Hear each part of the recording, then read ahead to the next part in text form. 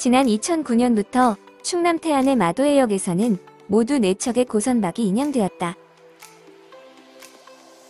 그중 먼저 발견된 마도 1호선과 마도 2호선은 모두 고려시대인 13세기 초에 운항하다가 침몰한 것으로 밝혀졌다.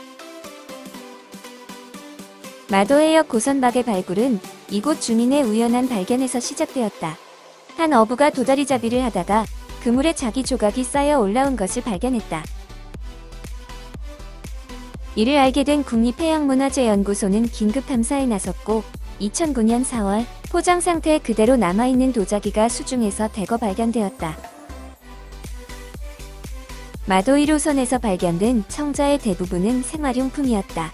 다량의 대접, 잔, 접시 등이 발굴되었는데 최고급 품질은 아니었다. 여러 개를 포개어 포장했던 대접의 바닥에는 대량 생산의 흔적인 내화토가 남아있었고 틀로 찍어낸 것으로 추정되는 똑같은 연꽃 문양이 새겨져 있었다. 하지만 마도 1호선에서는 최고급 유물도 발굴되었다. 상감기법으로 제작된 표주박 모양의 청자 주전자가 승반과 함께 발견된 것이다.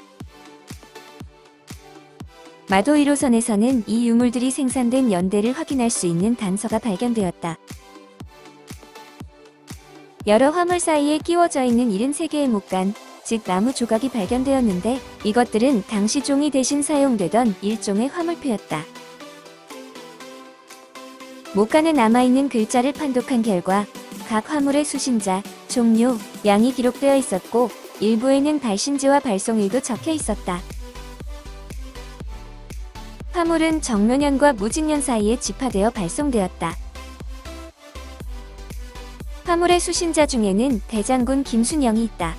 대장군은 종삼품의 무신고위관직이다.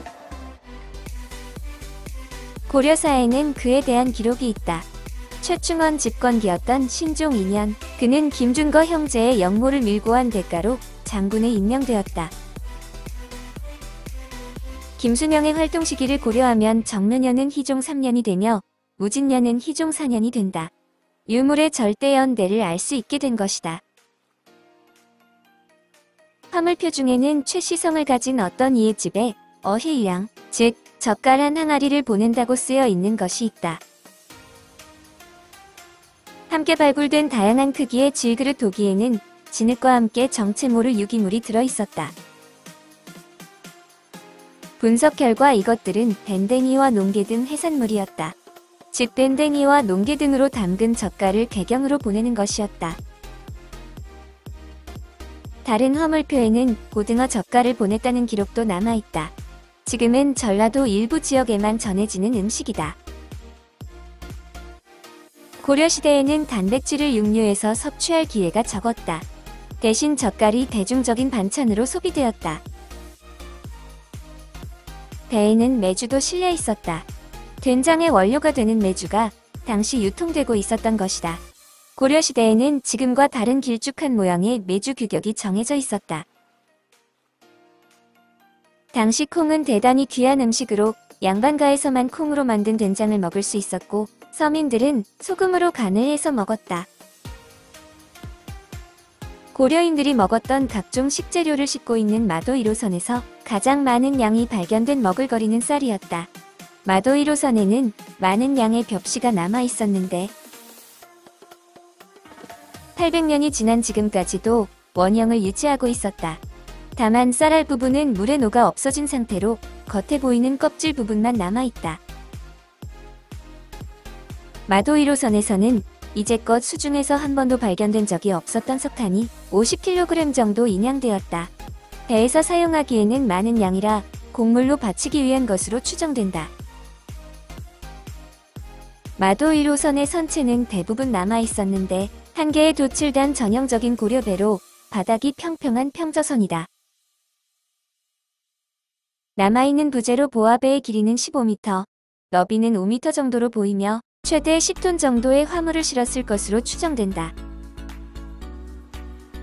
목간, 즉 화물표에 의하면 마도 1호선의 출발지는 회진현, 죽산현, 수령현이다.